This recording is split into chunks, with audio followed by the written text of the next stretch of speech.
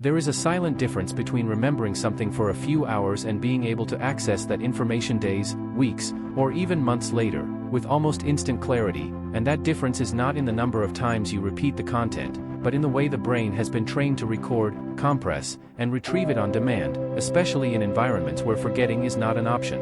In operational contexts, memorization is not a passive act, nor an exercise in infinite repetition, but a strategic process where each piece of information needs to be stored in a specific way to be quickly retrieved when pressure arises, because remembering slowly is almost as useless as not remembering.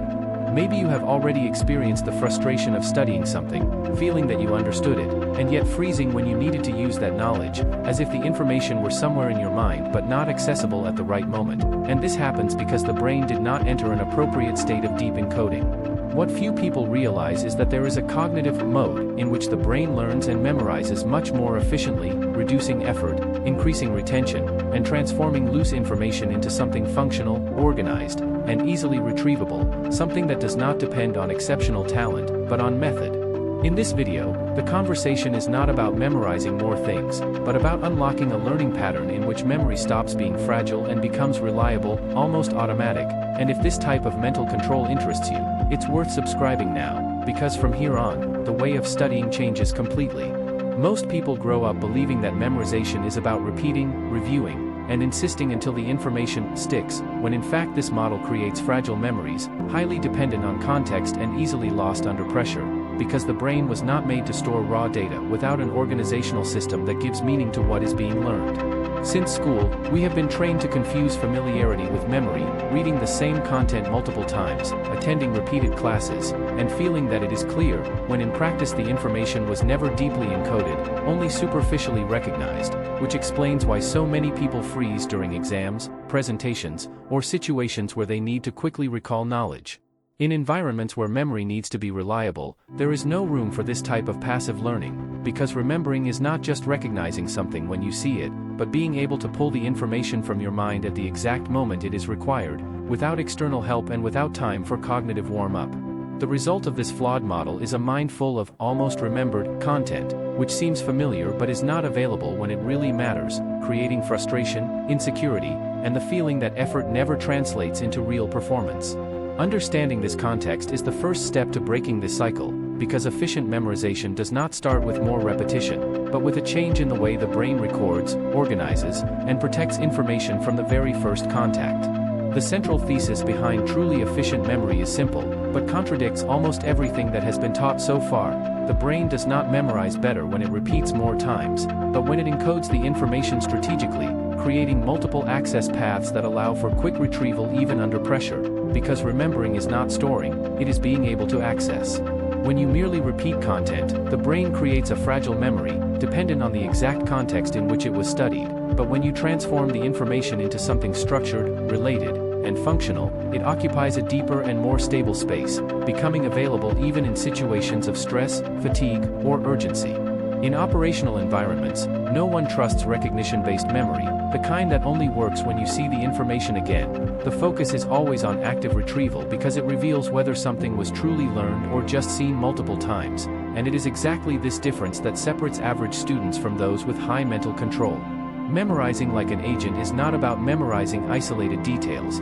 but compressing information into meaningful units, connected to decisions, actions, and clear contexts, which reduces the cognitive effort needed to remember and drastically increases the reliability of memory over time. Everything that follows is based on this idea. When you learn to encode knowledge correctly from the beginning, the brain enters a state of accelerated learning, where memorization stops being a problem and becomes a natural consequence of the way you study. When information needs to be remembered flawlessly, the brain does not rely on passive repetition, because repeating only reinforces familiarity, not accessibility, and under pressure, familiarity quickly disappears, giving way to the famous mental block that many people experience in exams, presentations, or important decisions. In operational contexts, memory is built through active encoding, where each piece of information is forced to traverse multiple layers of processing, being explained, applied, and tested right from the start, because the more pathways a memory has to be accessed, the lower the chance of it failing when stress comes into play.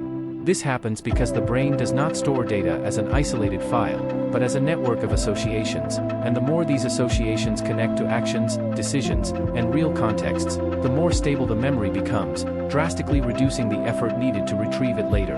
In practice, this means that memorization begins the moment you transform the content into something active, questioning, relating, and using the information, instead of just consuming it, because the brain only understands that something is important when it is forced to work with it. It is precisely for this reason that methods based solely on reading and reviewing fail in critical situations, while strategies that require initial cognitive effort build memories that withstand time, distraction, and pressure, creating the foundation of what we can call ultra-learning mode. There is a silent wear and tear that few people notice, but which erodes intellectual confidence over time, and it arises when you study, dedicate yourself, invest hours, but are never sure if what you learned will actually be available when you need it, creating a constant sense of insecurity with your own memory. When memory is fragile, the brain goes into a state of alert whenever a demanding situation arises, because there is a feeling that something might fail at any moment, and this subtle fear triggers stress, accelerates disorganized thinking, and paradoxically increases the chances of forgetting, creating a cycle where the more important it is to remember, the greater the likelihood of freezing. This is the point at which many students begin to doubt their own abilities, believing they have a bad memory, when in fact they have simply never built reliable memories, the kind that do not depend on constant review or perfect conditions to function.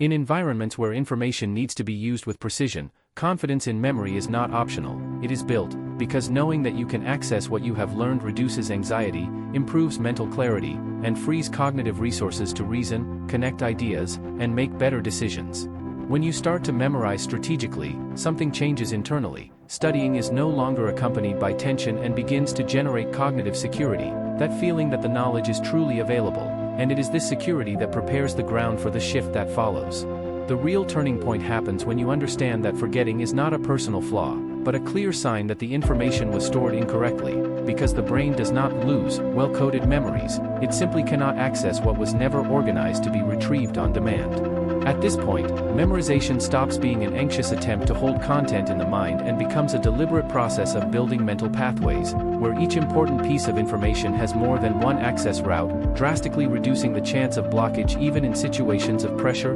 fatigue, or external demands. When this logic is established, something changes in the way you study, because the focus shifts from not forgetting to how will I access this later, and this simple change in question reorganizes all cognitive effort, making learning more strategic, more streamlined, and much more reliable. It is at this moment that the brain enters what we can call ultra-learning mode, not as a mystical or motivational state, but as a direct consequence of a system that respects how memory works, prioritizing active recall, conceptual compression, and practical use from the beginning. From here on, memorization ceases to be a constant concern and becomes a silent advantage, because when you trust that the information will be available when needed, the mind is free to think better, connect ideas more quickly, and operate at a higher cognitive level.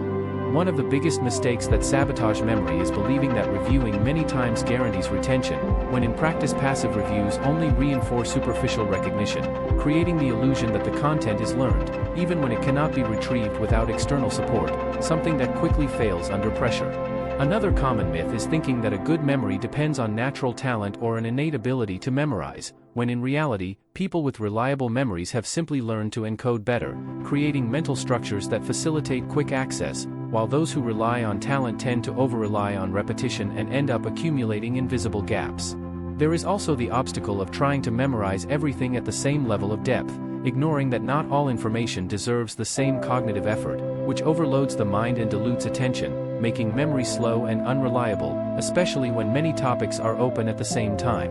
Moreover, many students make the mistake of always studying in the same format, without varying the way they retrieve information, which creates rigid memories, dependent on specific contexts, that only work under ideal conditions and fail when the environment changes. Avoiding these mistakes doesn't require more study time, but more intention in how the information is recorded and tested, and if this content is helping you see memory in a different way, leave a like afterward, because it helps keep this kind of in-depth exploration happening. When neuroscience observes how truly durable memories are formed, the pattern that emerges is clear. The brain does not strengthen information through the time of exposure, but through the quality of the cognitive effort involved in encoding and retrieval, because stable memories are born when the brain is challenged to reconstruct the information, not just recognize it. Research on memory consolidation shows that the act of trying to remember something, even if you get it wrong, strengthens neural connections much more than rereading or passively reviewing, because this effort activates deeper networks in the hippocampus and prefrontal cortex,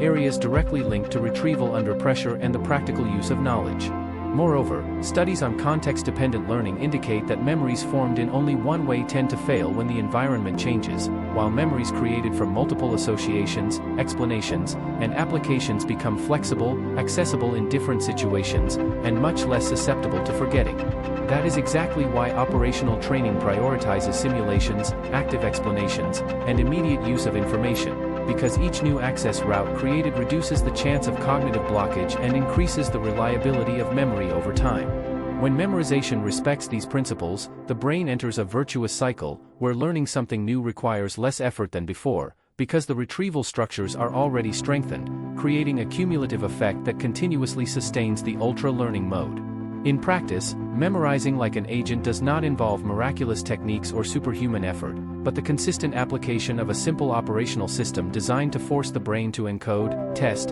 and retrieve information from the very first contact, because it is this sequence that transforms fragile data into reliable memories. The first pillar of this system is active encoding, where you never consume content without producing something in return, whether by explaining it aloud, writing it in your own words, or turning what you learned into a clear question, because the brain only deeply registers what it needs to reconstruct. The second pillar is early retrieval, which happens right after studying, when you try to recall the content without looking at the material, even if you make mistakes, because this initial effort creates the neural pathways that make the memory accessible later, avoiding the false security of passive review.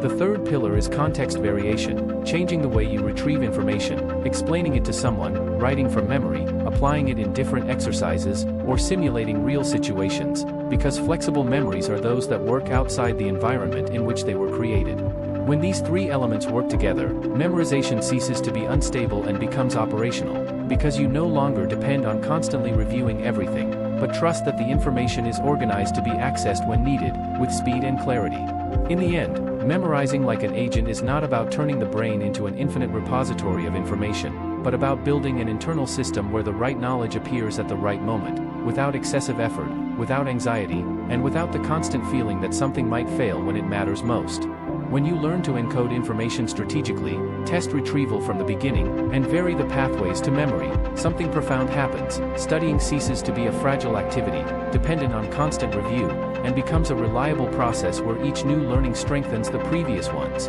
creating an increasingly solid cognitive foundation. This is the true meaning of ultra-learning mode, not a temporary state of heightened motivation, but a way of learning that respects the architecture of the brain, reduces mental friction, and transforms memory into a practical tool, available under pressure, fatigue, or unpredictability. Over time, this way of memorizing changes your relationship with knowledge, because studying stops being a race against forgetting and becomes a continuous construction of clarity, confidence, and mental control, something that is reflected not only in exams or formal studies but in any area that requires quick and precise thinking. If you want to continue developing this type of cognitive mastery, subscribe to the channel and consider supporting the project, because learning well is not just about accumulating information, it's about building a mind that works when it matters most.